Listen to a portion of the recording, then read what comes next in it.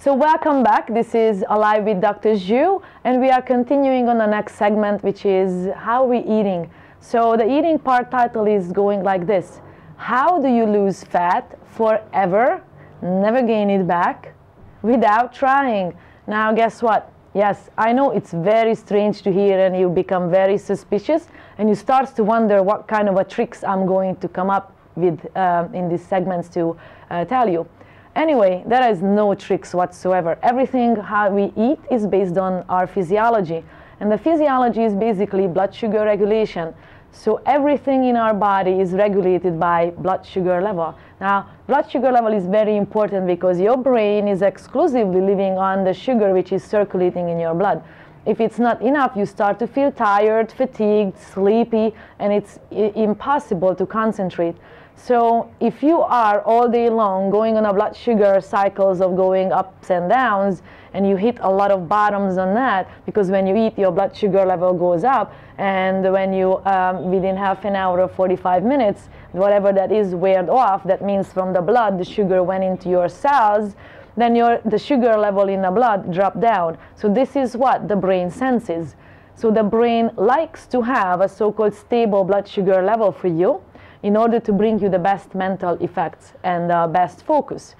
So the best energy level physically and mentally will come once you are balancing your blood sugar level. Now what else? And one thing what is been so many years lately coming up, that the only one way to optimize, to get the best out of your body in terms of fat burning, is when you're regulating your blood sugar level. Now, I'll be a little scientific, just for those of you who understands a little bit more, because you understand that the fat storages will not be open unless your blood sugar level is nice and stable and low. So basically, once that happens, your fat storages will open up and stay open. And this is important, because when you are at rest, even if you're sitting around and doing nothing, and your blood sugar level is stable, your body will be using your own stored fat for energy. So even when you exercise, this is when you get the best out of your exercise to burn fat, if you are eating in a way that your blood sugar level is regulated. So it stays nice and stable, the fat storages are open, so you are using your fat for your stored fat.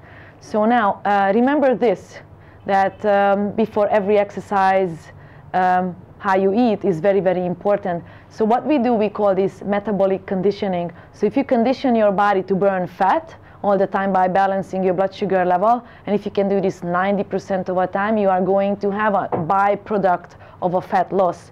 Now, what are the simple ways to regulate your blood sugar level? Now, I'm going to share with you a small little tool, which is how you put food on your plate. So you're going to see a small little movie here and video.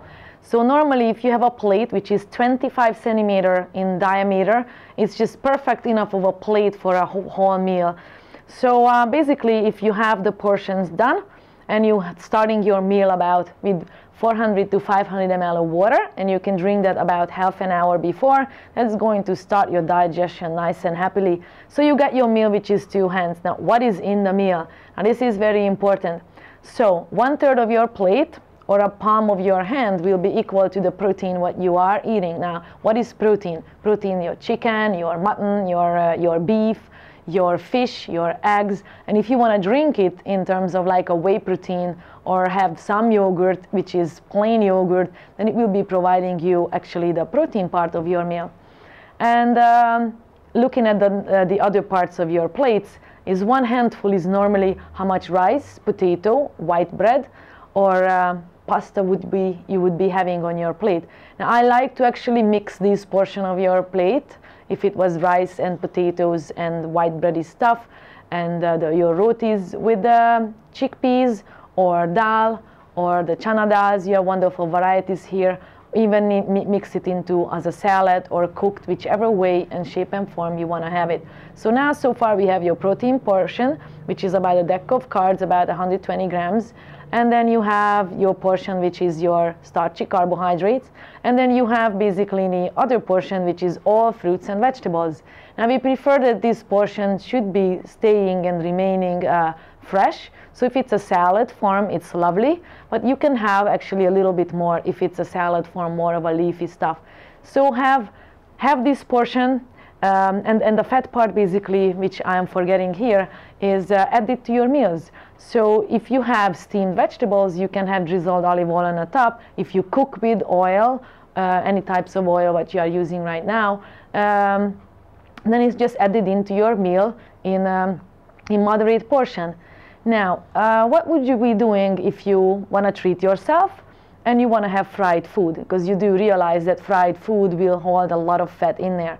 So that make sure that one plate, one meal will contain only one fried piece of something. So if you're choosing fried potatoes and potato veggies, French fries, or fried rice or fried noodles, then the other side of your portions of your meal should be baked fish, grilled chicken, or just plain broiled beef or steak.